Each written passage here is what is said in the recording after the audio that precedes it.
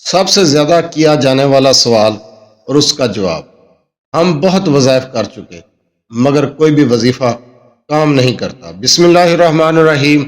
السلام علیکم ورحمۃ اللہ وبرکاتہ۔ لاتعداد درود و سلام نبی کریم صلی اللہ علیہ وسلم پر اور آپ صلی اللہ علیہ وسلم کی آل پر۔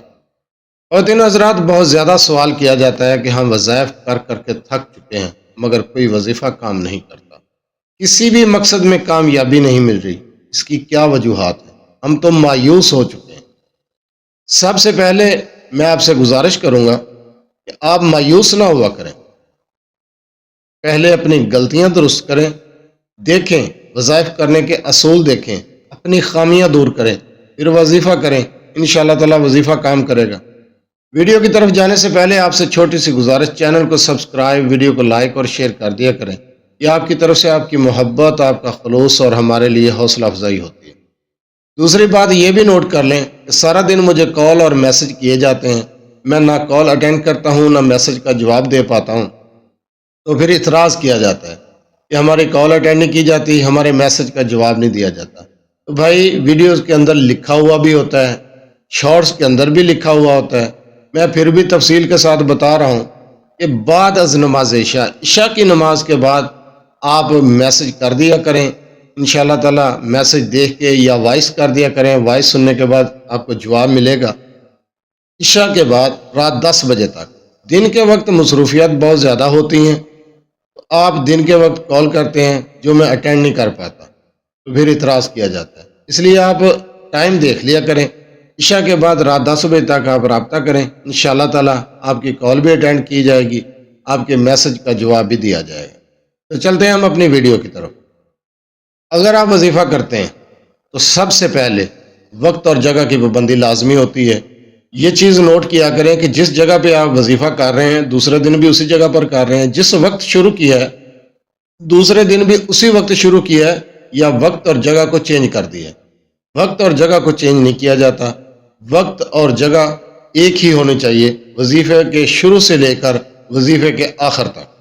دوسری چیز، جو وظیفہ آپ کر رہے ہیں قرآن کریم سے ثابت ہے، احادیث سے ثابت ہے، کسی بزرگ کا بتایا ہوا ہے؟ کیا وہ وظیفہ قرآنی ہے، قرآن کریم کی کوئی آیت ہے، یا پھر قرآن کریم کی کوئی سورہ مبارکہ ہے، یا پھر اللہ کے صفاتی نام میں سے ہے؟ اگر تو ایسا ہے تو انشاءاللہ تعالیٰ آپ کا وظیفہ کام کرے گا، اور جائز مقصد کے لیے وظیفہ ہے تو وظیفہ کام کرے گا۔ اگر وظیفہ قرآنی ہے، وظیفہ صحیح ہے مگر کسی نے جائز مقصد کے لیے، تو وظیفہ کام نہیں کرے گا۔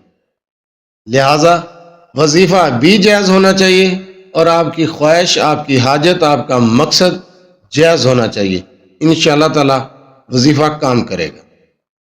اور بات یہ بھی نوٹ کر لیں کہ جو آپ کی کمائی ہے، جو آپ کی خوراک ہے، جو کھانا ہے، جو آپ کے منہ میں لقمہ جاتا ہے، جو روٹی روزی ہے، کیا وہ حلال کی ہے، حلال کی کمائی ہے؟ یہ خاص خیال کریں، انشاءاللہ تعالی اس بات کو نوٹ کریں، عمل کریں، اپنی کمائی پر غور کریں، آپ کا وظیفہ کام کرے گا۔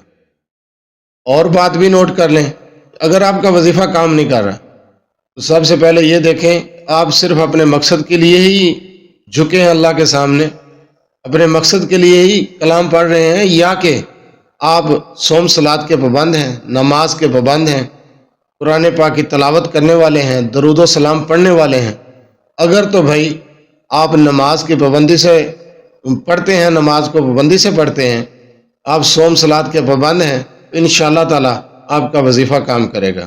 ایسا نہیں کہ آپ نے کبھی نماز بھی نہیں پڑھی، آپ نے کبھی وضو کیا ہی نہیں، کبھی اللہ کے سامنے جھکے ہی نہیں، صرف اپنے مقصد کے لیے بیٹھ گئے، تو بھائی یہ لالچ نہیں۔